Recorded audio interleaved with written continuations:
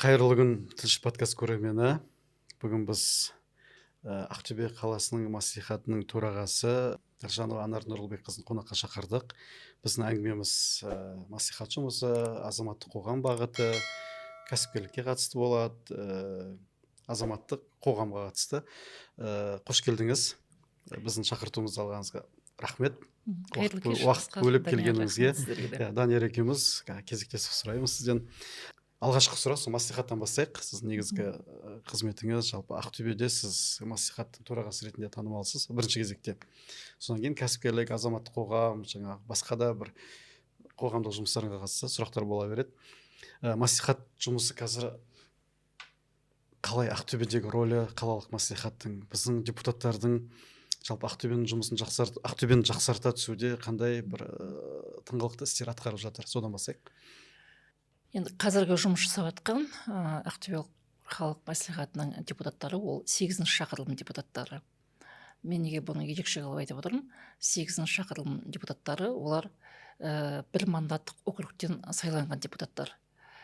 Және салыстырмалы түрде қараса, мен енді 7-ші шақырылымда, 8-ші шақырылымда төраға болғандықтан мен салыстырамын ғой, сол кезде қазіргі 8-ші шақырымдағы депутаттардың жұмысы белсенді. Себебі олар әрқайсысы округтан сайланды, сол округтың тұрғындары оларға дауыс берді.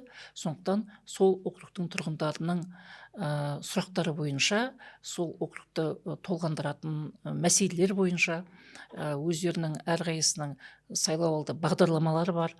Сол сұрақтар бойынша олар бүгінгі күні әрине белсенді жұмыс істеуде. Сондықтан мен айтар едім, қазіргі шақырымның жұмысы қызықты. Мен үшін де төраға ретінде де мәслихаттың жұмысы өте қызықты.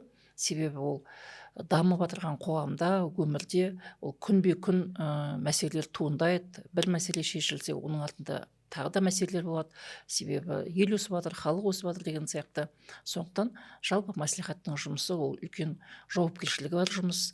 Мәслихат депутаттары мысалы айтып жатады, айлық алып жататын деп. Мысалы төрағадан басқа мәслихаттың депутаттары ешқайсысы айлық алмайды. Олар өзінің осы қоғамдық жұмысын өздері таңдап, осыған түсіп, сол үлкен жауапкершілікті алып жүрген азаматтар. Сондықтан мен айтар едім, бүгінгі күні мәслихаттың жұмысы өте қызықты, маңызды деп. Мәслихат депутаттарының тұрғындармен, сайлаушылармен, жалпы көпшілікпен байланыс қалай жолға қойылған? Тұрғындар сіздерге қандай жолмен шығады, қандай мәселелер ұсынады, және оларды шешу процесі ұзақтығы жағынан, жалпы тиімділік жағынан айтып бересіз бе? Енді мәслихат депутаттары әр округтан сайланғасын, олардың негізінде өздерінің WhatsApp группалары бар. Бұл бүгінгі күні тиімді құрал екенін баршамызға мәлім. Сол мысалы WhatsApp группада сол округтың белсенділері, КСК, ОСИ, ПТ дейміз, бүгінгі мысалы көп қабатты үйлер бар округтар болса, солардың төрағалары кіреді. Тұрғын массивтер болса, сол ауылдың массивтің белсенділері кіреді. Сол белсенділер сол округтың мәселелерін жеткізіп отырады. Және депутат мысалы маған бүгін осындай мәселе түсіп жатыр, проблемалық, оны қалай шешеміз деп мысалы өзімізге ұсынады. Содан кейін ол сұрақтың шешу жолдарын қараймыз. Әрине ол оперативтік шаралар болады, ұзақ мерзімді шаралар болады, қаржы қажет ететін шаралар болады, шешу керек, мысалы басқа қаржы қажет етпейтін басқа да сұрақтар болады. Сондықтан сол сұрақтың маңыздылығына қарай, оның қоғамдағы былай әсеріне қарай оны шешу жолдарын қарастырамыз. Ол үшін мемлекеттік мекемелер бар, ең бірінші мысалы құқық қорғау, полиция қызметкерлері бар, департамент, комитеттер бар, мысалы республикалық құрылымдарда бар ғой. Сол мекемелердің басшыларымен тығыз қарым-қатынаста болу біз үшін маңызды, себебі біз оларға тікелей жеткіземіз. Міне осындай округ бойынша мәселе көтеріліп жатыр. Оның шешу жолы қандай деп. Мысалы, оған қаржы қажет болса, ол қаржыны республикадан ба, я болмаса жергілікті деңгейде қаралады ма? Ол қазіргі уақыттағы статусы қандай ол сұрақтың? Себебі біз тұрғындарға оның сұрағы бойынша дереу ақпарат жеткізу керекпіз. Ең бастысы шынайы дереу ақпарат. Ол болмайтын затты болмайды деп айту керек. Оны өтірік айтудың, созбалаудың қажеті жоқ. Мысалы, мына қаражат биыл бөлінді, қалған қаражат мысалы келесі жылы бөлінеді. Сондықтан бір жыл күтуге тура келеді деген сондай мысалы сұрақтар болады. Соны оперативті түрде кері байланыс. Енді біз негізінде мына билік пен халықтың арасындағы көпірміз ғой. Сондықтан біз оларға міндетті түрде кері байланыс беруіміз керек. Анар ханым, мен сұрағым келгені, мәслихат жобалары, шешімдері және депутаттар туралы ақпараттар туралы біртұтас онлайн ресурс бар ма?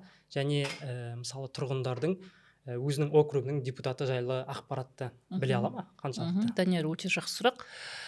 Біздің мәслихаттың инстаграм парақшасы бар. Негізінде тұрғындар, вообще халық инстаграмда көп отырады. Фейсбукта енді оның көбінесе ол үлкен мекемелер, мемлекеттік мекемелер болса, тұрғындар инстаграмда отырады. Сол инстаграмда біздің мәслихаттың парақшасы бар. Ол парақша белсенді, біз күнбе-күн ақпарат жариялап отырамыз, және ең бірінші сондай белгілеу тұрған парақта өз депутатыңды қалай табуға болады деген арнайы қосымша бар. Соған кіріп, әр тұрғын өзінің депутатын таңдайды. Және де біздің депутаттар тұрғындармен кездесуге міндетті, қабылдау жасауға міндетті. Сол қабылдау кестелерін біз салып отырамыз. Мысалы, менің ертең қабылдау күнім, мен бір күн бұрын сол парақшаға салам. Менде ертең қабылдау болады деп, өзімді жаңағы сториске салам. Себебі тұрғындар жазылу керек. Жазылып, уақытын білу керек. Сондықтан әр депутат тұрғындарын қабылдайды. Мәслихаттың біздің сайтымыз бар. Біз мәслихаттың комиссияларының отырыстарын саламыз, және соның ішіндегі ең мысалы қызықты деген, толғандырып жүрген, көптен бері қаражат күтіп жүрген, я болмаса бір жаңа жобалар болған кезде біз оны барынша жеткізудің амалын қараймыз. Қосымша ақпараттар саламыз. Сосын сонымен бірге әр депутатқа өз парақшаларында белсенді болуында біз ұсыныс ретінде айтамыз. Себебі депутат болғасын жерде кері байланысты істелінген жұмысын халық көріп отыру керек. Енді кейбіреулер инстаграмды жақсы жүргізе алады, кейбір адамдар көп біле бермейді, депутаттар, бірақ дегенмен де бізде енді түрлі оқулар бар, өзі болмаса өзінің көмекшісі болу керек деген сияқты, бірақ оның жұмысы көріну керек, ақпарат болу керек, кері байланыс міндетті түрде болу керек. Сондықтан біз өзіміздің әр депутаттың парақшасын, қанша олардың оқырмандары бар екен, оқырмандары көбейіп жатыр ма, жалпы салып жатқан ақпараттар қызықты ма деген сияқты, оның бәрін іште біздің мамандар қарап отырады, және әлеуметтік желіде жұмыс істеу туралы тақырыпта да біз оқулар ұйымдастырамыз. Тұрғындармен байланыс түсінікті, ол жүйелі жұмыс. Енді қоғамда мынандай белсенділер бар, азаматтық белсенділер, блогер дейміз, вайнер дейміз, инфлюенсер. Солармен жұмыс қалай сіздерде? Бізде бір Ақтөбеде белгілі блогерлар бар, осы мәслихаттың айналасында жүреді, сіздермен бірге жұмыстарыңызды көрсетеді, сіздердің отырыстарыңыздан ақпарат таратады.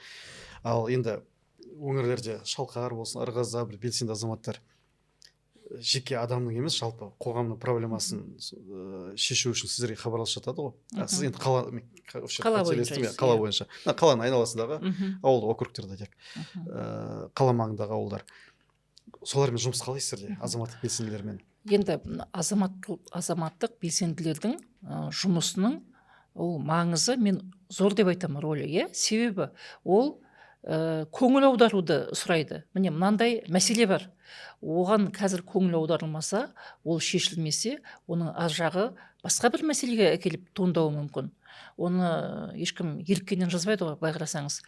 Мәселені көрсетіп, түсіріп, айтып, соның мемлекеттік органдар бар. Біздің депутаттар да мысалы жазады, біздің округ бойынша мынандай проблема көтеріліп жатыр деп жазады чатқа. Мысалы менің округым бойынша міне жолдың сапасы мынандай болып жатыр. Я болмаса бізде мына қалдықтар шығарылмай жатыр, тиісті мердігерлер жұмыс жасамай жатыр деген сияқты. Әркім өзінің, соның ішінде әркім өзінің округындағы сондай публикацияларға өте мұқият қарап отырады. Ол себебі, егер оны сен қарамасаң, онда сен не істеп жүрсің деген сұрақ қой. Сондықтан ондай мәселелерге, блогерлардың сондай публикацияларына біз зерделейміз, оны тиісті, мысалы мемлекеттік органға салып жібереміз, олар көрді ме, көрмеді ме, біз білмейміз ғой. Сондықтан міне осындай публикация бар. Өткенде біз айтамыз, өткенде біз осы сұрақты көтердік, енді міне басқа публикациялар шығып жатыр, шешілмеді деген сияқты сондай сұрақтар көтереміз. Әрине бұндай мүмкіндіктерді де қолдану керек. Сонда демек, мына инстаграмда, фейсбукта шыққан жазбаларды, әсіресе сыни, проблема көтерген жазбаларды мониторинг жасайсыздар? Әрине. Ал енді мынандай сұрақ, жаңағы айттыңыз ғой, аптаның бір, айдың бір нақты күнінде қоғамдық қабылдау болады, жаңағы ертең деп айтып отырсыз. Жалпы сол күндерге байланбай, кез келген уақытта хабарласып өтінішпен ба өтініш болмаса дайректке жазып ватсапқа жазып жұрттар проблемасын айта ала ма жұрттар болғанда белсенділер? Оны енді мен өзім апта сайын қабылдаймын. Бірақ жаңағыдай директке жазып атады. Бір жеңілдеу сұрақ болса, жауабын бересің, да? Мысалы, осындай деген сияқты. Жаңағыдай күрделі сұрақ болса, оны әрине оны қабылдап, оны фиксация жасап, сол қабылдауға келген азаматтың сұрағын әрі қарай қосымша ол мүмкіндік депутаттық сұрау болар, да? Болмаса хат жазуымыз мүмкін. Сондықтан андай күрделі мәселелер, соның ішінде мысалы әлеуметтік сұрақтар бойынша келген кезде олар әрине қабылдауға келеді. Бірақ мен мысалы өз жұмыс бабымда күн ұзаққа адамдар хабарласып, мен келесі аптада келе алмаймын, қабылдап жібересіңіз десе, ода тұрған ештеңе жоқ. Бірінші қабатта мен өзім қабылдау жүргіземін. Ал енді жаңағы осындай қалалық жобаларды талқылауда қоғамдық кеңестің рөлі қандай? Атқаратын рөлі бар ма? Енді қалалық мәслихатпен бірге енді біздің қалалық қоғамдық кеңес енді мәслихаттардың өзінің заңмен белгіленген олардың жаңағы функцияларының барлығы бар, оны әр депутат біледі. Енді қоғамдық кеңестің де бұл жерде рөлі зор. Онда да әр бағытта комиссиялар құралған, сол комиссиялар бойынша сол комиссияның қаралған ұсыныстарын олар бізге жеткізіп отырады. Соның ішінде қоғамның белсенділері бар, жаңағы сіз айтқандай, қоғамдық кеңестің ішінде әр саланың эксперттері бар. Мен өзім әр экспертке үлкен сыйластықпен қараймын, себебі ол білім, тәжірибе, сондықтан ондай эксперттердің айтқанына көңіл бұру керек. Бұл былай қарасаңыз қымбат ақпарат. Сондықтан сол саланың біз енді әртүрлі қоғамдық ұйымдардың мүшелері бар ғой. Сондықтан солардың берген ұсыныстарына әрине көңіл бөліп, соның ішінде мүмкін заңға өзгеріс енгізу керек болар. Түрлі министрліктің қағидаларына өзгеріс енгізу керек болар. Немесе облыстық деңгейдегі басқармалар мен департаменттермен шешетін сұрақтар болуы мүмкін. Сондай қоғамдық кеңестен көтерген сұрақтарды мына мәслихаттағы комиссияның күн тәртібіне де еніп жатады. Анар Нұрлыбекқызы, біз сізді сонау кәсіпкерлік бөлімінен білеміз қалада. Есіңізде бар жоғын білмеймін. Осыдан бір 15 жыл бұрын ба мен сізден сұхбат алдым. Газетке бір полосаға бір бет қылып сұрағым келгені, сіз енді кәсіпкерліктің айналасында жүрдіңіз. Бөлімде, басқармада болдыңыз, облыста. Атамекенде болдыңыз. Соңғы бір 10-15 жыл уақыт аралығында Ақтөбенің кәсіпкерлігіне қатысты өзіңіздің бір субъективті бағаңызды берсеңіз, жалпы бізде кәсіпкерлік қайда бара жатыр? Мәслихат енді айттық, кәсіпкерлік жағына ауысайық шамалы. Сол кәсіпкерлік тұрғыда қандай ойдасыз қазір? Біз қайда бара жатыр? Біздің кәсіпкерлік Ақтөбенің не керек, не жетпейді, қандай проблема бар, қандай плюс жетістіктері бар, сол туралы айтсаңыз. Жаңа сіз кәсіпкерлік деп айтқан кезде менің есіме түсті. Осы Америкаға барған кезде біз Талса университетінде сонда бір профессормен жолыққанбыз. Сол кезде мен өзіміздің өңір туралы айттым да, бізде жаңағы өндіріс ірі өнеркәсіп дамыған деп соны айтып жатқан кезде ол кішкене басын шайқады да айтты, ол енді үлкен көрсеткіш деп есептеуге болмайды деп. Сонда мен ойладым, неге ол біздің ірі өнеркәсіптің дамығанын қолдамай тұр ма деп ойлағанмын. Әрине оның бәрін кейін зерделеп түсінесің. Жалпы қай ел болсын, жалпы өнімнің ішінде кіші және орта бизнестің өнімі индикатор есебінде бағаланады. Ол Қазақстан бойынша 35%-ның айналасында, Қырғыз елінде 42, және мына Еуроодақтың елдерінде 50, Америкада 60, Израильде 70-80 соның маңында. Сондықтан жалпы мына біз ірі өндіріс емес, кіші және орта бизнестің дамуымен маңызды болып табылады. Себебі мысалы ірі өндіріс өндірген жерде оның ар жағында қандай мысалы экологиялық мәселе болуы мүмкін, оның арғы жағы терең зерделенді ма деген сияқты. Сосын мысалы ірі өндіріс орны жабылып қалса, әртүрлі бір себептермен, мысалы әлемдегі баға түсіп кетеді өнімге де.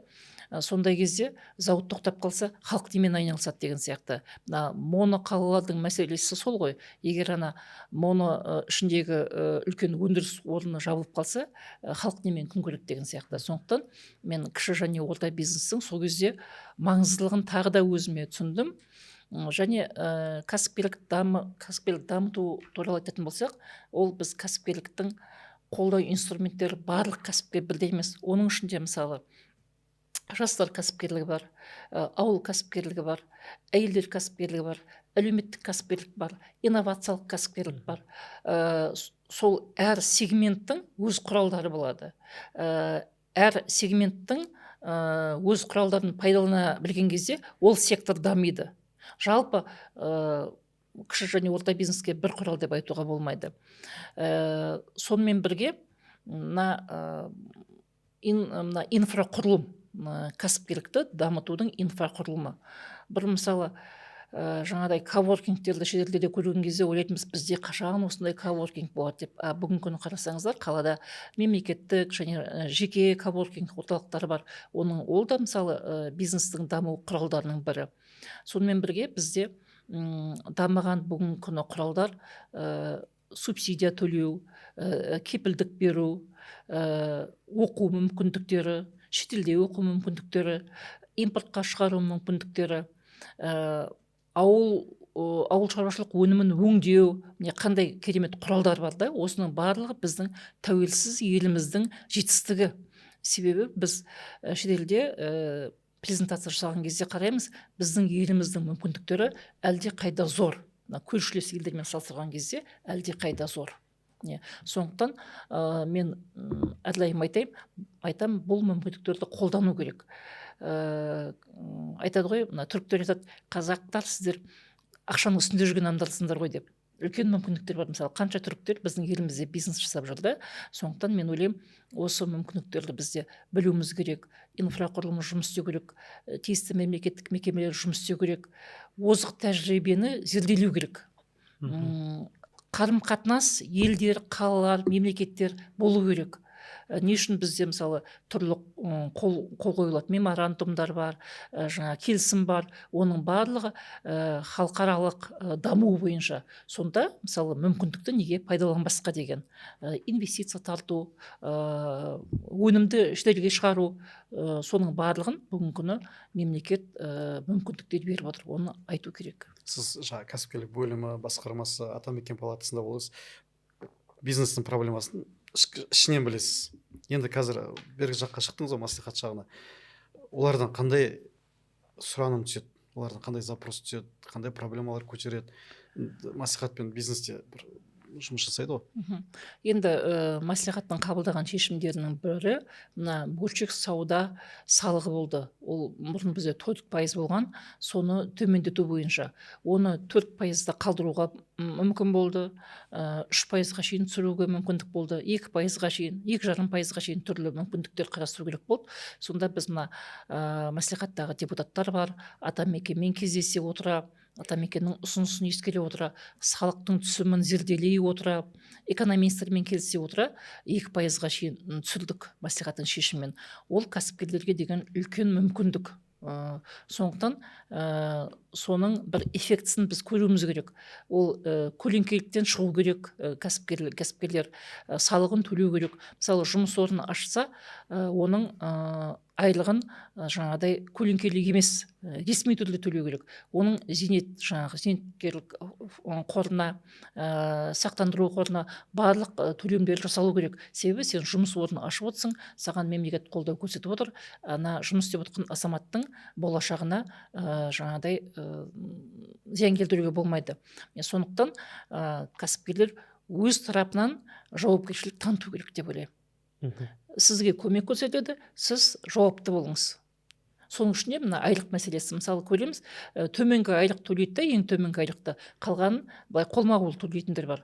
Ол бүгін күні ол қысық шығар, бірақ ана азаматтың болашағына зиян келіп отыр. Оның пенсия, зейнеткерлік қорына қаржы түспей отыр деген сияқты да. Сондықтан бұның барлығына мен ойлаймын, кәсіпкерлер үлкен жауапкершілікпен қарау керек деп.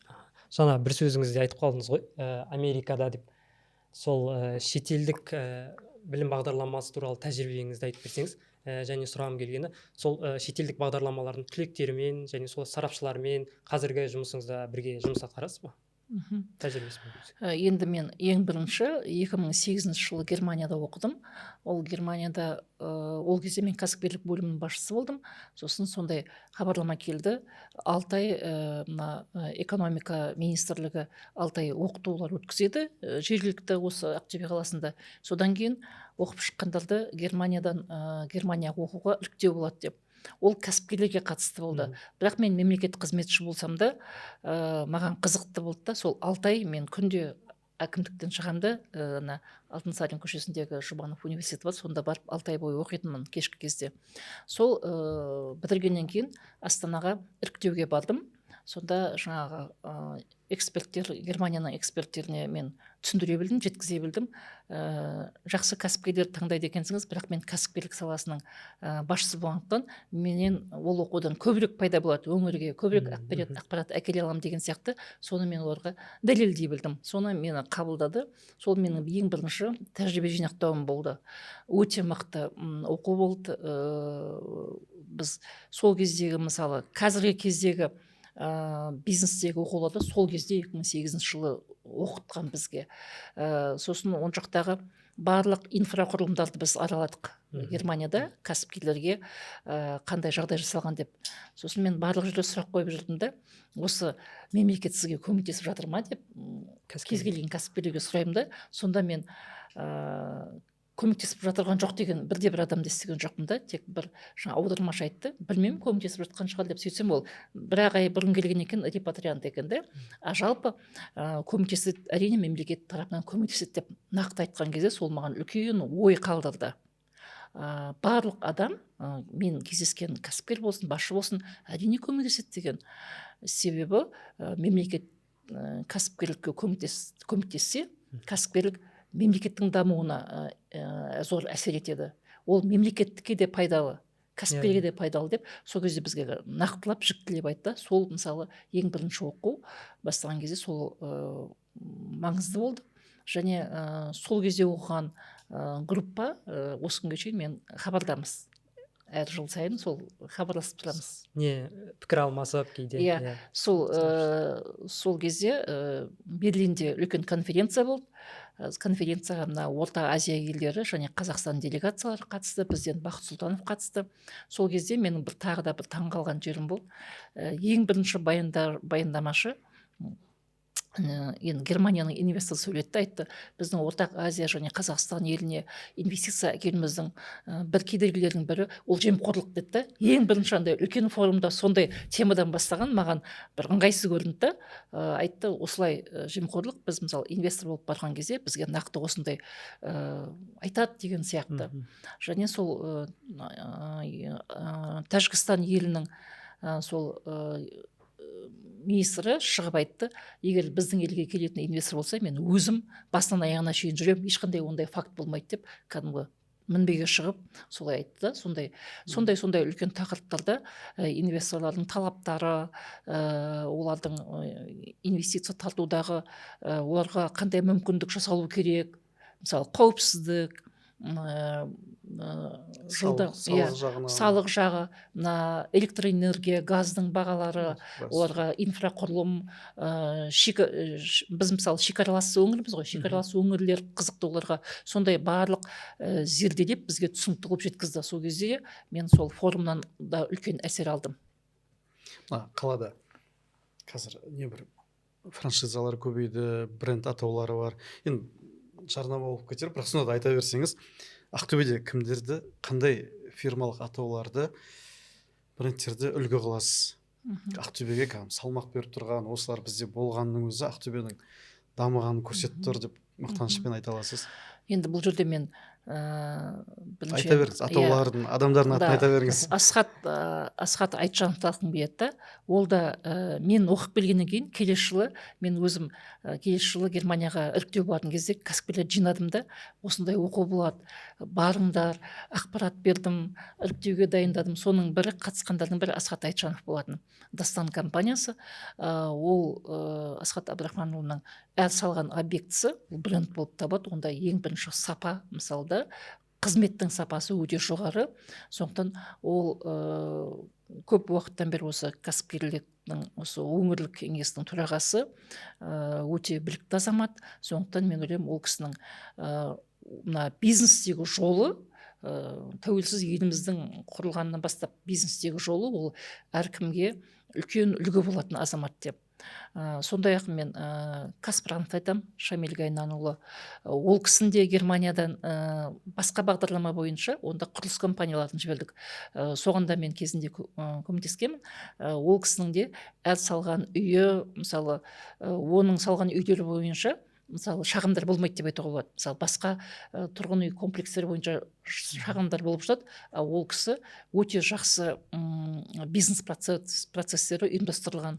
Оның, мысалы, мамандары жылдап істейді, үлкен компания. Сондықтан мен сол кісінің де өмір жолын, бизнесін үлкен үлгіге келетін де айтар едім.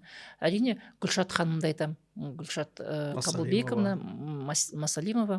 Ол тек қана ол өзінің бизнесі емес, жалпы облыстағы әйелдердің кәсібінің дамуына үлкен орасан еңбек қосқан азамат, құрмет орденінің иегері. Оның барлық аудандар болсын, қала болсын, кішкентай кәсіпкерлердің бүгінгі күні олардың сол кәсіптердің брендке айналуына Гүлшаттың үлкен үлесі зор болды. Сондай-ақ Айнұр Бақтығалиеваны айтқым келеді. Азая компаниясының басшысы, отбасылық бизнес. Ол Айнұрмен де бізде қызық жағдай болды. Бизнес басында ол тігін цехы. Ол өзі компанияда жұмыс істеген, сонда ғана спецодежданы көріп, соны үйіне алып келіп, соны тарқатып, жаңағы соның сызып размерлерін әртүрлі, содан жаңағы тігін бастап үйренген адам. Ол Айнұрдың қызықты жері, жаңа есіме түскен, бізде Сочи қаласында жастар форум өтетін болды. Соған маған кәсіпкерлік бөліміне хат келді, бір кәсіпкерді ұсыныңыз деген. Соған мен Айнұрды ұсындым. Сосын Айнұр айтты, мен жолдасыммен барайын деп едім, біз енді отбасылық қой деп. Сосын мен ұйымдастырушыларға хабарласып, ол да отбасымен барсыншы деген ұсыныс бердім. Жақсы деді. Сосын мен ойладым, бұл қандай форумға баратыр екен деп сайтына кіріп қарағам. Сөйтсем, ол Сочиде мына Ресей және Қазақстан президенттерінің қатысуымен өтетін үлкен форум болады ғой, жылма-жыл Ресей, Қазақстан елінде алма-кезек форумдар өтіп отырады. Сол форум шеңберінде ұйымдастырылған жастар форумы екен. Соған мен программасын өте ұнаттым. Сайтта түрлі дөңгелек столдар, кездесулер, жас кәсіпкерлердің көрмесі, сондай шаралар ұйымдастырылған екен. Сосын жаңа сайтты қарап отырсам, отбор экспертов деген кнопка бар екен. Сосын басып қарадым, өзіңіздің жаңағы фамилияңыз бәрін жазыңыз деген, бәрін жаздым да отправить дегенге бастым.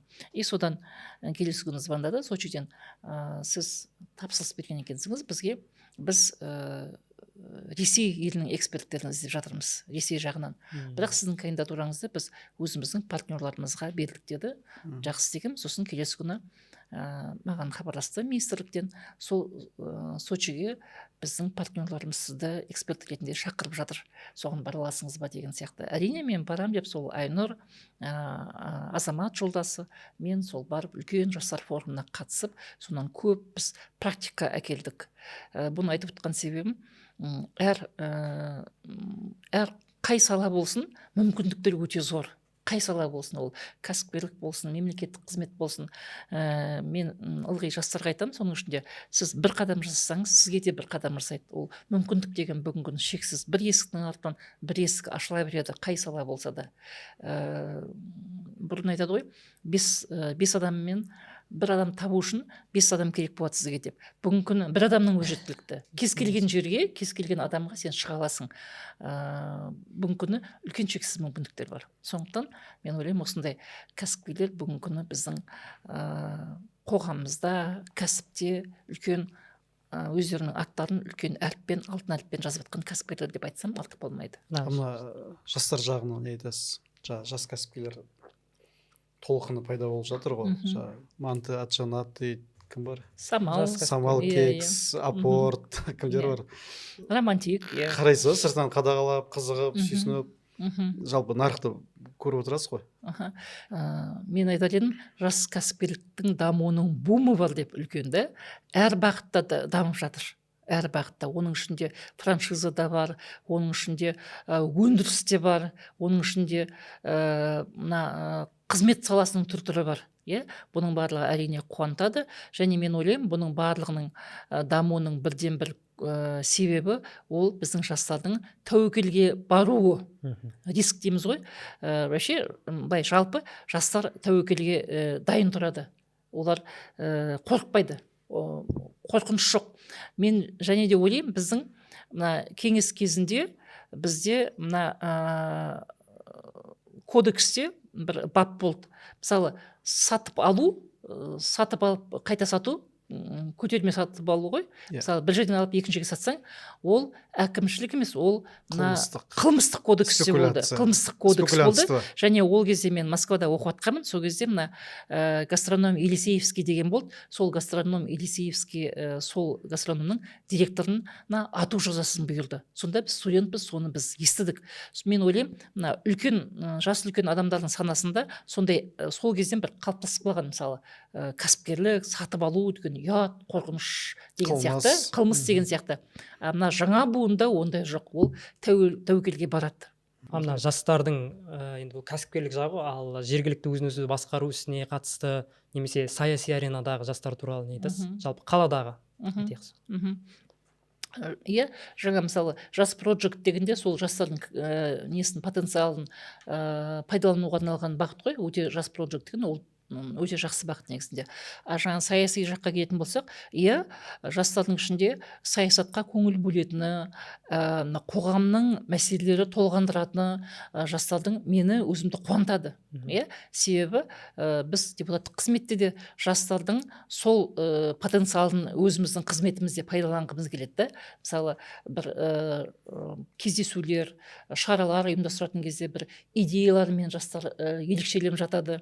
Сондықтан бізде де мысалы Қарт Жаннарғозы деген жігіт бар, азамат, жас депутат, Бидади деген жігіт бар, Дәурен деген азаматтар бар. Солар мысалы өз жұмысында сол жастықтың потенциалын көрсете біледі. Олардың саясатқа көңіл бөлуі маңызды. Оларда сенім бар деген сөз. Біз қоғамды өзгерте аламыз. Мен өз үлесімді қоса аламын. Менің білімім, тәжірибем, өзімнің адами сана сезімім бар, жеткілікті деп өзіне сеніммен келген азаматтар неге қолдамасқа? Сондықтан жалпы елімізде депутаттық корпуста жастар болу қажет. Әйелдер, жастар, мүгедектігі бар азаматтар болу қажет деген өзінің көрсеткіштері бар, ол өте дұрыс. Соның ішінде мүгедектігі бар азаматтарда. Айтып отырсыз ғой, Германия, Израиль, Сочиде деп шетелдерде болдыңыз. Тағы бір сіздің үлкен бағдарламаға қатысушы екеніңізді білеміз. ақш бағдарламаларының түлегі деген статусыңыз бар. Аламник. Жалпы аламниктер Ақтөбеде енді көп адам біле бермей шығар, үлкен қауым.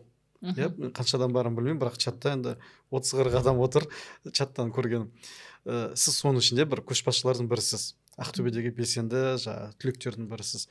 Жалпы сіздің жұмысыңызда, өміріңізде сол сапар қандай рөл алды, қандай рөл атқарады? ақш-қа сапарыңыз, енді бізде шетел дегенде көбіне құбыжық қылып көрсетуге тырысады ғой. Бірақ сіз енді ол жерде депутаттардың ішінде белсенділігіңіздің өзі сондай сапарлардың арқасы деп ойлаймын жеке өзім. Ол былай болды. 2009 жылы біз меморандумға отырып, осы Ақтөбе қаласында 3 айлық кәсіпкерлікке арналған оқу өткізетін болдық. Оны Америка елшілігімен, сол кезде USAID-пен келісіп, біз кәсіпкерлік бөлімі жағынан өзіміз жағдай жасап, сол 3 ай оқуды ұйымдастырдық. Мен өзімде отпускымды алып тұрып оқыдым. Өте қызықты оқу болды. Сол оқудың нәтижесінде қорытындысы да жақсы болды. Себебі бізді бағалайды әр оқыған адамды. Соның нәтижесінде, оқудың нәтижесінде бізге Америка құрама штатына курсқа ұсыныс түсті. Сонда мен ойлаймын да, егер біз ана 3 айлық курсты ұйымдастырғанда ондай ұсыныс түспеуі де мүмкін еді. Ал мен ойлаймын сол оқудың нәтижесінде деп соған біз 10 адам барып 1 ай оқыдық. Сонда мына кәсіпкерлік саласындағы барлық министрліктер бар, кәсіпкерлікті қолдау орталықтары бар, бизнес инкубаторлар бар, солардың бәріне аралап көрген кезде мен бизнес инкубаторда мындай жағдай болды. Бір жас жігіт отыр екен, сосын мен одан сұрадым да, оларда негізінде 3 жылға беріледі екен бизнес инкубатордың тегін орны. Сосын мен айттым, сіз осы орында жақсы жайғасқан екенсіңіз, барлық сізге жағдай жасалып тұр, сіз осы орында қанша отырамын деп ойлайсыңыз деп сұрақ қойғанмын. Сол кезде мен барлық жауапқа дайын болдым, бірақ ананың жауабына мен дайын болған жоқпын. Ол былай деп айтты маған, мен осы орыннан тезірек аяққа тұрып кеткім келеді де, орнымды басқа жаңа кәсіпкерге бергім келеді деп айтты да. Сондай қандай дұрыс ой деймін да, өзіне деген сондай ол мемлекеттің жағдайын берген сол жердегі жағдайдың бәрін түсініп тұр ғой. Сондықтан басқа жаңа кәсіпкерге тездетіп орынды босатуға жылдам жұмыс істей, мен тезірек аяғыма тұрғым келеді деген сондай біз түрлі бизнес инкубаторларда болдық. Қазіргі мысалы біздің ассоциациялар бар ғой, бизнес ассоциациялар, солармен таныстық. Мен ойладым, қандай бірігіп жұмыс істейді. Біріккен ол мәселелерді шешуге мүмкіндік береді. Әр саланың мысалы ассоциациялары бар. Тіпті тұрғындардың ассоциациясы бар. Бір көшенің, бір кварталдың, бір үйдің, тіпті жаңағы итті жақсы көретін адамдардың, мысық жақсы көретін адамдардың, тазалық жақсы көретін адамдардың түрлі қауымдастықтар бар, және ол қауымдастықтардың сөзі жүреді. Мысалы Израильдегі қауымдастық, жасылдар қауымдастығы, олардың қатысуынсыз бірде-бір ағаш кесілмейді. Ағаш кесу үшін оларды міндетті түрде шақырады, және олардың келісім алынады. Барлық ағаш санаулы тұр елде, қалада деген сияқты. Сондай Америкада да көптеген сондай жаңағы құрылымдарды көрдік, таныстық, кәсіпкерлермен таныстық.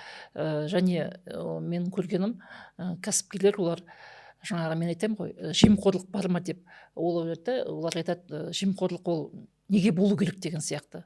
Біз жұмысымызды істеп жатырмыз, салығымыз төлеп жатырмыз, өзіңіздің жұмысыңызда сіз күнбе-күн жұмысыңызда жемқорлықпен өзіңіз кездесесіз ба деп, жоқ, бізге ондай кедергі болу дұрыс емес, неге кедергі туындау керек деген сондай сұрақтар қояды. Ол да елдің дамуының бір сатысы. Енді сол аламектермен сізде бір байланыс бар ма тұрақты? Кімдермен араласып тұрасыз, пікір бөлісіп? Енді мен Астанаға барған сайын, сонда біз аламектердің жаңағы басшылары бар ғой, мен әр барған іссапарымда уақыт тауып кездесем. Кешкі уақыт болсын, қалай өзімнің негізгі жұмысым бітеді, барып хабарласып, аламектердің арасында қандай жобалар жүріп жатыр, қай облыста, қай өңірлерде қандай озық жоба бар. Мысалы, зорлық-зомбылыққа қарсы өте жақсы фильмді көрдім мен, аламектердің дайындаған фильмі. Сол фильмді алып келіп, мен өзіміздің арамызда гендерлік комиссиялар таратамын да, аламектердің әрқайсысының, мысалы, олардың дайындаған жобалары, ол үлгілік жоба, оны тарату керек. Ол жақсы ақпаратты, жақсы практиканы, зерделенген заттарды, әлемдік талаптарға сай, қазіргі үрдіске сай, бір қадам алдыға жүріп отырмыз керекпіз ғой. Сондықтан ол аламектердің қандай бағытта жұмыс істеп жатқан мен үшін өте қызықты, және белсенді аламектермен мен ылғи қарым-қатынаста боламын. Қазіргі таңда мысалы сіздің парақшаңызды қарап шықтым да, өте керемет, жұмыстарымен бөлісіп жатасыз. Бүгін подкасттың алдында да арнаға барып сұхбат бердім дедіңіз, және біздің площадкаға келіп отырсыз, яғни подкаст площадка, яғни барлық жерде ашықпын дейсіз. Сонымен қатар өзіңіздің әріптестеріңізге не ұсынар едіңіз, азаматтармен қандай арналар арқылы байланыс орнатуға? Жалпы бұқаралық ақпарат құралдарымен ашық болу керек. Бұқаралық ақпарат құралдары біздің көмекшіміз, біздің партнеріміз. Мен қай уақытта да ашықпын, өткенде журналистика күніне байланысты жаңағы WhatsApp-пен құттықтау жібергенмін ғой. Сөйтсем қараймын, мен ондай құттықтауды басқа салада ешкімге жібермейді екенмін. Таныс журналистерім өте көп екен деймін да. Мен оларды жаңағы ана канал, мына канал деп бөлмеймін. Барлығы да өзінің нәпақасын тауып жүрген, мен ойлаймын, адал журналистер деп. Сондықтан олардың қызметі, олардың бізге беретін ұсыныстары, ол тек қана менің жұмысымды жақсартуға бағытталған. Тек қана деп есептеймін. Сондықтан әр журналистің ұсынысын мен ерекше қараймын. Бірге жұмыс істеуге тырысамын, қашанда ашықпын. Енді журналистердің қызметі сол қызықты ақпарат беру ғой. Сондықтан өзіміздің жұмыс бағытында мынау осы қазіргі қоғамға қажет ау, осыны көрсету керек ау деп мен ұсыныс берген кезде, осыны кешірін маған бірде-бір редактор, я болмаса журналист, жоқ, бұл бізге жарамайды деп айтып көрген жоқ. Қай уақытта да жақсы, мына орталық каналдарда болсын, жақсы біз хабарласамыз, құптады, қашан түсіреміз деп беріп жатады. Сондықтан мен ойлаймын, мына қоғамдағы бір дерттер бар, қоғамның үлкен мәселелері бар, соны айту керек, жеткізу керек. Мысалы, бүгінгі түске шейінгі болған телевидениедегі түсірілім, ол мына қазір үлкен қоғамда мына ерекше балалардың өмірге келу динамикасы өте жоғары. Мысалы, жалпы адамдардың туылу индексіне қарағанда, мүгедектігі бар балалардың туу индексі 4 есе жоғары. Бұл әлемдік тренд. Бұл бағытта үлкен ғалымдар жұмыс жасап жатыр. Бірақ дегенмен де ол өмірге келгесін жерде ол баламен жұмыс істеу керек, оған жағдай жасау керек. Ана мәселемен өзімен өзі қалмау керек. Қоғам не үшін? Басшылық не үшін? Ол мүгедек баланы өмірге бейімдеу керек. Оның мүмкіндігі бар, оның мүмкіндігі зор деп айтуға болады. Онымен тек жұмыс істеу керек. Мысалы, мен бұл мәселені өте көп Ресей елінде және Израиль еліне барғанда зерделедім. Ресейінде Госдуманың депутаттарымен сөйлестім, олардың заңнамасын оқыдым. Оларда заң 2019 жылы қабылданды, бізде заң 2021 жылы қабылданды. Және Израиль елінде былай, мысалы, егерде бір дәрігер әйел, оның баласы мүгедек болып, ана әйел үйде отырса, ол мемлекетке тиімсіз. Себебі дәрігер әйелден үлкен салық түседі, ол жұмыс істемесе 3 жылдан кейін ол нарыққа жарамсыз болып қалады. Сондықтан ол дәрігер жұмыс істеу керек, оның баласымен тиісті мамандар айналысу керек. Ол бала алдағы уақытта бір фасовщик болады ма, или жуушы болады ма, или жаңа теплицада жұмыс істей ме, олардың барлығын олар өмірге бейімдеп маман қылып шығарады. Оларда мүгедектік деген ол көрсеткіш емес. Мен көрдім, мысалы, коляскадегі жігіттер, олардың өздерінің компаниялары бар. Олар IT компаниялар. Олар ескі ноутбуктердің алып, соның ішіндегі программаның бәрін өзгертіп, жаңашалап, ананы сізге арзан бағамен сатады. Біздің барған делегациялар, мысалы, барлығы ноутбук сатып алып, арзан ноутбук, барлық ішіндегі заманауи, мысалы. Сондай азаматтарды көрдім. Сосын оларда, мысалы, тігін цехтар бар, онда тек қана мүгедектер жұмыс істейді. Сосын тағы бір цехқа бардық, онда мына судың, газдың счетчиктері бар ғой, соны жинайды. Олардың алдында схемадар, сол схемамен жинайды. Мүгедек азаматтар, мысалы, біреу диабетпен, инсультпен, сондай мүгедек қой барлығы. Ешкім үйде отырған жоқ. Олар жұмыс істеп отыр. Сосын мен айтам, сізде елде бары 8 миллион, осынша счетчикті қайыққа шығарып жатсыңдар деймін ғой. Сонда айтады, бұның барлығы экспортқа дейді. Сосын, мысалы, оргтехниканы біз қайыққа жібереміз. Мысалы, біз мемлекеттік мекеме ақшасын төлеп бір мекемеге тапсырамыз. Заң бойынша біз солай істеуге тиістіміз да. Ал ол мекеме ол оргтехниканы қайыққа жіберіп жатыр. Мысалы, тұрғындар қайыққа жіберіп жатыр оргтехниканы, да? А онда полностью ол оргтехниканың бәрін тарқатып, шешіп, бөліп, ұнтақтап, оны да экспортқа жібереді. Барлық әскери киімнің барлығын мүгедек азаматтар тігеді. Соның барлығын, цехтарының барлығын көрдік. Сонымен бірге бізде мына Дәметкен деген бар, зағиптар қоғамның төрайымы. Оны да біз апардық бірге. Ол да көріп өте таң қалды. Қандай зағип адамдар үшін мүмкіндіктер бар екен деп. Бізде баяғы кеңес дәуірінен қалған жүйе ғой, мүмкіндігі шектеулі азаматтардың шығарған өнімін мемлекетке өткізу. Қазір енді әлеуметтік кәсіпкерлік деген түсінік пайда болды. Сол тұрғыда бізде қалай жағдай? Ақтөбеде бір шаханды білеміз, жаңағы арбада отырса да бір бизнес жасап жүр. Басқа Иә, сіз өте маңызды теманы көтеріп отырсыңыз. Заң 21 жыл 2021 қабылданғанмен, заңның бірінші осы 21-22 жылдары, 23 жылдары көптеген бір әлсіз инерттік нормалар болды. Заң жүріп болмады. Біз заң қабылданғанда қуандық. Ол заңның дайындаған кезде біз сол үшін Астанаға барып, ол кезде Светлана Жакупова вице-министр болды. Сол кезде біз презентация дайындап ұсыныстарымызды бергенбіз. Сол барлық ұсыныстарымыз заңның нормасына кірді. Сол енді көптен күткен заң деп жұмыс жүрмеген кезде біз бұл заң бойынша не бізге кедергі болып жатыр деген сұрақтарды көтердік. Сонымен әлеуметтік кәсіпкерлерді анықтау керек болды. Оларды реестрге кіргізу керек болды. Себебі оларға мемлекет тарапынан преференция беріледі екен, жеңілдіктер беріледі екен. Демек, оны әркім алып кетпеу керек. Оны тек қана сол әлеуметтік кәсіпкерлер алу керек. Әлеуметтік кәсіпкерлер қоғамдағы мәселені шешеді. Сондықтан тек соларға тиесілі болу керек деген тәртіп бар. Сондықтан бізде облыстық комиссия бар. Мен сол комиссияның мүшесімін. Сондықтан ол комиссияға келген әр кәсіпкерге мен үлкен мұқият қараймын. Сол комиссиямен бірге соның кәсібін барып танысуды ұсынам. Себебі мысалы ескі пластикті бүгінгі күні ұсатып, оны өндіріске қолданып жатқан кәсіпкер бар. Ол әлеуметтік кәсіпкер. Жаңағыдай ерекше балаларға арналған орталықтар бар. Олардың орталықтарын барып қараймыз. Біріншіден біз комиссия ретінде оны білуіміз керек, солай болып жатыр ма негізінде деген сияқты.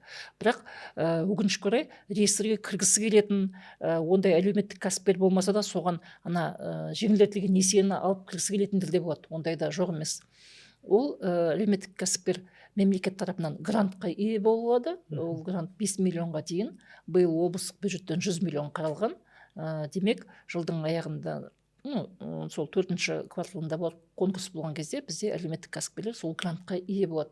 Сол грантқа ие болған кәсіпкерлердің аты жөні мен ойлаймын жалпы қызықты болады деп. Себебі облыстық бюджеттен тегін қайтарылмас қаржы алған кімдер деген кезде біз оны көрсете білуіміз керек. Және оның эффектісі болады ғой. Онда барған ата-аналар, балалар алдағы уақытта жұмыс істейді. Ол ақша кейін қайтып келеді. Ол есептеусіз ештеңе болмайды ғой. Оның барлығы кейін қайтатын қаржылар. Әрине, сосын әлеуметтік мәселелер шешіледі. Себебі тек төлем беріп үйде отырғызып қоюға болмайды ол азаматтарды. Олардың білімі бар, тәжірибесі бар, максималды түрде оны қолдану керек деген сөз. Сондықтан ол басқа қалалардағы, соның ішінде Алматы, Астана қаласындағы әлеуметтік кәсіпкерліктің басшыларымен де мен ылғи да хабардамын. Соның ішінде Эмин Аскеров бар, оның үлкен жобалары бар. Сондықтан біздің әлеуметтік кәсіпкерлерді солармен барып, Астанаға барып танысып көріп, сол трансфер дейді ғой, сол озық тәжірибені неге өзіміздің өңірімізге әкелмеске деген сөз. Анар Нұрлыбекқызы, бізде тілші жобалары жалпы бір 3-4 тақырып төңірегінде тереңірек жұмыс істеуге тырысамыз да. Контентіміздің бір негізгі бағыттары сол 3-4 бағыт бар. Медиа бар ішінде, бизнес бар, соңғы кезде монетизация үшін қостық. Плюс азаматтық қоғам. Енді бұл жерде сұрамауға болмайды.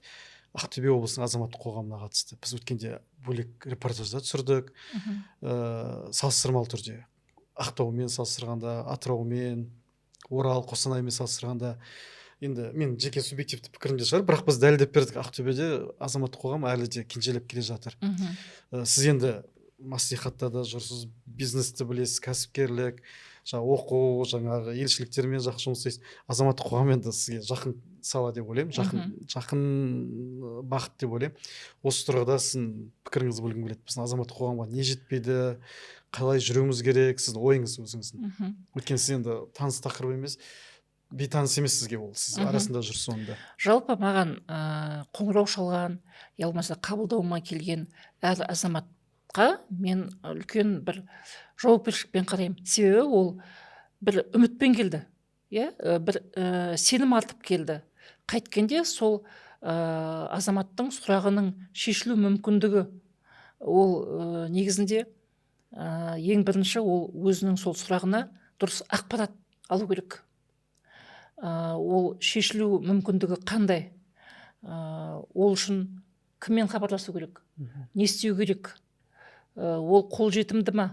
Жалпы қандай бағыттар бар деген сияқты ол нақты түрде өзіне ақпарат алу керек. Және ақпарат алғаннан кейін мен өзім тағы сондай бір өзім тәсілім бар да, соны соңына шейін қудалап қарап отқан жақсы көремін да. Мысалы басқа басқарма или бөлімге баратын болса, оның артынан бір шешілсе, мен өзіме ойлаймын, о, мына кісінің жұмысы шешілді, сұрағы шешілді. Мен өзіме де ол жақсы бір көңілге. Ал мына үкіметтік емес ұйымдарға қатысты. Ал үкімет емес ұйымдарға қатысты болған кезде олардың енді мысалы оларда бір қоғам ғой. Мысалы бізде жаңағы зағиптар қоғамы, мысалы құлағы естімейтін балалар бар. Біреудің проблемасын біреу соңына шейін түсіне ма, түсінбей ма, иә? Оның мәселесін жеткізе білу керек. Себебі мен бұл тақырыпты өзіме жақын бұл тақырып. Сондықтан ол бір кіші аудитория болса да, соның сұрағы басқа аудиториямен оның несі құқығы бірдей. Сондықтан оның сұрағы шешілуі керек. Сондықтан біз мына мәслихаттың комиссияларында осы қоғамдық ұйымдардан келген әртүрлі мысалы мемлекеттік тапсырыстар болады ғой. Ол көп қаражат емес, бірақ ол шешілу керек. Ол ата-аналарға, ол азаматтарға ертең біз жауап береміз ғой. Неге қолданбады деген кезде біз не айтамыз? Сондықтан ол сұрақтарды біз қашанда оң шешім қабылдауына жұмыс істейміз. Және де басқа да енді ұйымдар бар, олардың да басқа мысалы партиялар бар, олардың да бір қызықты бағыттар бар. Мен мысалы төраға болғасын, маған барлық партия бірдей, барлық қоғамдық ұйымдар бірдей. Және солардың өздерінің, сол партияның өздерінің, қоғамдық ұйымдардың өздерінің алдына қойған бір мәселелер болса, ол жалпы қоғамның мәселесі деп танимын. Оны тек қана осы ұйымға қана қажет емес, оның түпкілікті ар жағында жалпы қоғамға керек мәселе. Сондықтан ол ұйымның барына рахмет. Ол сұрақты көтере білгеніне, эксперттік өзінің ұстанымы болуына, ұсыныс бергеніне және сауатты ұсыныс бергені ол үлкен көмек. Көңіліңізден шығады, иә, көңіліңізден. Мысалы, біз заңға өзгеріс енгізу керек болса, заңның бүгінгі қандай нормалары бар? Біз енді бір мемлекеттік қызметте мына заңды көп оқыдық қой. Сосын ол кезде тест деген болды. Сол заң деген жаттап алатынбыз. Сондықтан маған заңмен жұмыс істеген өте қызықты. Мысалы, мына иттерден қауіп болды, иә, балаларға. Сол заңды зерделеп, бүгінгі күнгі редакциясы өзіміздің ұсынысымыз қандай? Оны ұсынған кезде оның ар жағында не тұр? Оған қаражат қажет па? Одан басқа заңдарға, қағидаларға өзгеріс енгізу па? Міне осы тақырыпта жұмыс істеген маған ұнайды. Себебі сен өзіңнің жетістігіңді көресің. Міне мынандай ұсындық, мыналар заңға енді деген сияқты. Мысалы, мына итке байланысты заңның нормасы қатайды. Сонымен бірге, мына сатып алу бойынша, онда да сатып алу процесінде әкімшілік кедергілер, заңның кедергі нормалары болды. Соған да байланысты мысалы қаржы министрлігіне жиын шығып, осы ұсыныстарды жеткізіп, соңында жаңа заңның нормасын көрген кезде қуанасың, сенің бір оптимал болды деп. Сосын бізде қазіргі күні мына еститін үкімет деген бар ғой, қағида бар. Сол еститін үкімет қағидасы, мен әрқашан айтып, ол жұмыс істеуде. Себебі мысалы бұрын бір 10 шақты жыл бұрын ондай болмайтын, астанаға барып біз министрге тіке сұрақ қойғанбыз. Да, ол кезде ондай мүмкіндік те жоқ. Астанаға бізді министрмен кезу шақырып тұрған жоқ. Біз мысалы жылма-жыл барамыз, жылда кейде 2 рет те болып жатады. Барып, мысалы әр секцияға бөлініп, қай министр таңдайсың, сол министрге сұрайсың сұрақты. Мысалы мен ұлттық экономика министріне сұрақ қоямын. Біздің республикадан қаржы бөлінген кезде жалпы мынандай принцип, адамдардың санына байланысты бөлінеді да, облыстардағы адамдардың санына. Ерекшелік бар ғой, территорияның. Біздің мысалы қаланың тұрғын массивтері мысалы 25-30 шақырымға шейін барады да. Біздің Ақтөбе облысының территориясы Германияның территориясымен пара-пар да. Сондықтан тек қана жаңағы халықтың саны емес, алшақтық, территория, шекаралас өңіріміз, ол жағы да ескерілу керек, иә? Климаттық мәселе, оның барлығы қаржы бөлінген кезде ескерілу қажет. Бізге мысалы біздің бір тұрғын массивке газ я су тартудың өзі үлкен қаражат. 7, 9, 11, 13 миллиардқа шейін кетіп жатады. Кішкентай облыс, кішкентай қалалармен мысалы біздің Ақтөбе қаласын олай салыстыруға болмайды тек адам санымен. Сондай ұсыныстарды мысалы ұлттық экономика министріне, сосын жаңағы ауыл шаруашылық тақырыбында қозғаймыз, қаржы министрлігіне, экология министрлігіне біз нақты қолдаймыз. Біздің сұрақтарымыз протоколға енеді және сол протокол бойынша біз кері жауап аламыз. Бұл өте қызықты. Сондықтан мына астанада болатын үлкен мына аманат партиясы өткізеді шаралар, сенат өткізеді, мәжіліс депутаттар шақырады, сондай шараларға біз дайындалып барамыз, нақты дайындалып, және микрофон кәдімгі талас болады ғой, барлық сұрағын қойғысы келеді. Анар Нұрлыбекқызы, алғашқы подкастымыз боласың, сізбен бірнеше тақырыпты қамтуға тырыстық. Алдағы уақытта енді жекелеген тақырыптарды қамтысақ деп үміттенемін. Сізге көп рахмет, қызықты әңгімеңізге, әрі бағыт бойынша тереңінен түсіндіріп бергеніңізге. Байланысымыз, қарым-қатынасымыз нығая берсін. Сізбен жаңағы ақпараттық бағытта жұмыс істеуге әрдайым дайынбыз. Көп рахмет сізге. Рахмет, Асқар, Данияр, сіздерге де рахмет. Мен де сіздің подкастыңызды тыңдап, өзіме қызықты ақпараттар аламын. Осындай қызықты публикациялар болғаны маңызды. Мен ойлаймын, әр тыңдаушының өзінің алары бар деп. Бұл да біздің қоғамымыздың дамуының бір көрсеткіш деп беремін. Сіздерге көп рахмет.